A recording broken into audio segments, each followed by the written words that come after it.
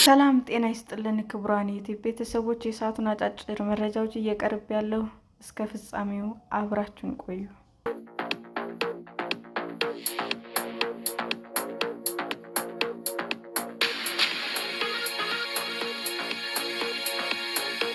በአማራ ክልል ዋግ ኽምራ ዞን እህል ላይ ሰዎችን ደርቦ የጫነ አይሱዝ ተገልብጦ 19 ሰዎች ሕይወታቸው አለፈ።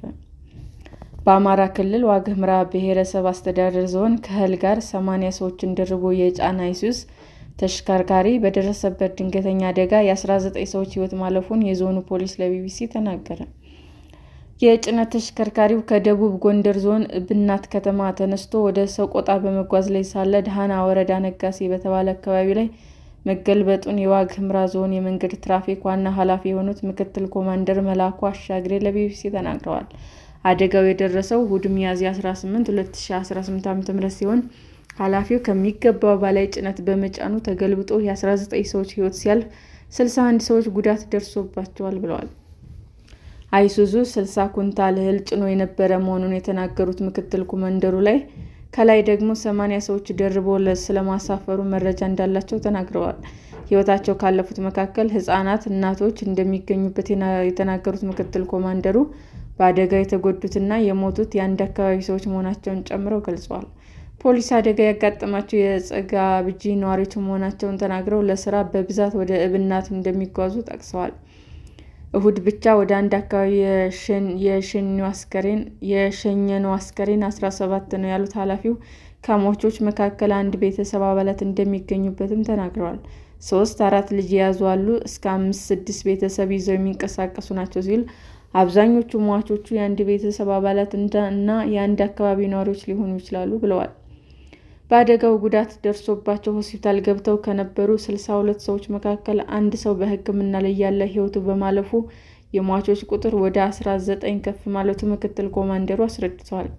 አካባቢው ባለፉት 3 ዓመታት በፋኖ ታጣቂዎች ቁጥጥር ስር መሆኑን የተናገሩት ምክትል ኮማንደር መላኩ ስለዚህም የአደጋውን መንስኤ ወደ ስፍራው ሄዶ ለማጣራት አለመቻላቸውንም ተናግረዋል። በተጨማሪም አካባቢው ዳገታማ መሆኑን የሚያስረዱት ኃላፊው መኪናው ተንሸራቶ ወይስ ተገልብጦ የሚለውን ለማጣራት አለመቻሉ ተናግረዋል። ከአደጋው በኋላ ወደ ስፍራው በመሄድ አስከሬንና ቁስለኛ ማምጣት የተቻለው በመከላከያ ድጋፍ መሆኑን ጨምረው ገልጸዋል። የህዝብ ማመላለሻ አውቶቡሶች ወደ ስፍራው መሄድ ካቆሙ 3 ዓመት እንደሆናቸው የተናገሩት ኃላፊው መንገዱ ችግር ያለበት በመሆኑ የትራንስፖርት አገልግሎት የሚሰጥበት ቦታ አይደለም ብለዋል። በአካባቢው ባለው የጸጥታ ሁኔታ ምክንያት መንገዱ ስለተዘጋ ስምሪት ተሰጥቶ የሚሰራ ህዝብ ማመላለሻ የለም ያሉት ኃላፊው ለቁጥጥርም የሚመች አለመሆኑን ጨምረው ገልጸዋል። ከዚህ በተጨማሪ በዋግ ኽምራ ሁሉም ወረዳዎች ሊባል በሚችል ደረጃ በነዳጅ እጥረት ምክንያት የህዝብ ትራንስፖርት መቆሙን ገልጸው አሽከርካሪዎቹ ነዳጅ ከጥቁር ገበያ እየገዙ እንደሚጠቀሙ ተናግረዋል። ምክትል ኮማንደሩ አደጋው የደረሰበት አካባቢ ግን ነዳጅ ቢኖርም እንኳ በጸጥታ ችግር ምክንያት መሄድ እንደማይቻል በአጽንዖት ያስረዳሉ። የሟቾች አስከሬን መነሳቱና ቁስለኞቹም ወደየአካባቢያቸው መላካቸውን የሚናገሩት ምክትል ኮማንደሩ ሾፌሩ በሕይወት ስለመትረፉም ሆነ ስለመሞቱ የሚያውቁት ነገር እንደሌለ አስረድተዋል። ከሰቆጣ ወደ ባህር ዳር ከዚህ በፊት የህዝብ ማመላለሻ አገልግሎት እንደነበር ያስታወሱት ኃላፊው ይህ ግን ከጸጥታ ጋር በተያያዘ መቆሙን ተናግረዋል። በህገ ወጥ መልኩ በጭነታቸው ላይ ሰዎች በመደረብ ከሚንቀሳቀሱ ተሽከርካሪዎች በስተቀር ሌላ የመጓጓዣ አማራጭ በአካባቢው ያለመኖሩን ጨምረው ገልጸዋል። በአካባቢው አልፎ አልፎ አደጋ እንደሚከሰት ለቢቢሲ ያስረዱት ምክትል ኮማንደር መላኩ ይህንን ያህል ሰው ሲሞት ግን የመጀመሪያ መሆኑንም ይናገራሉ።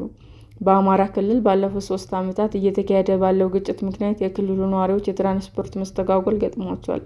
ይህንንም ተከትሎ ባለፈው ዓመት በሰሜን ወሎ ዞን እንዲሁም በሲኖትራክ ሲጓዝ የነበር 40 የሚሆኑ ሰዎች መኪናው በመገልበጡ ሕይወታቸው ማለፉ ይታወሳል። ሰላም ጤና ይስጥልን ውድ የዩቲዩብ ቤተሰቦቼ እንዴት ናችሁ? አዲስ ጀማሪ ነኝና ሰብስክራይብ ያደረጋችሁ አበረታቱኝ። አመሰግናለሁ። የዩቲዩብ አድማጮቻችን ለሰዓቱ ያቀረብኩላችሁ አጫጭር መረጃዎች ይህንን ይመስል ነበር። በሌላ መረጃ እስክንገናኝ ሼር፣ ላይክ፣ ሰብስክራይብ እንዲሁም ቢቀርብልን የምትሉት መረጃ ካለ ኮሜንት እያደረጋችሁ ቸር ቆዩን።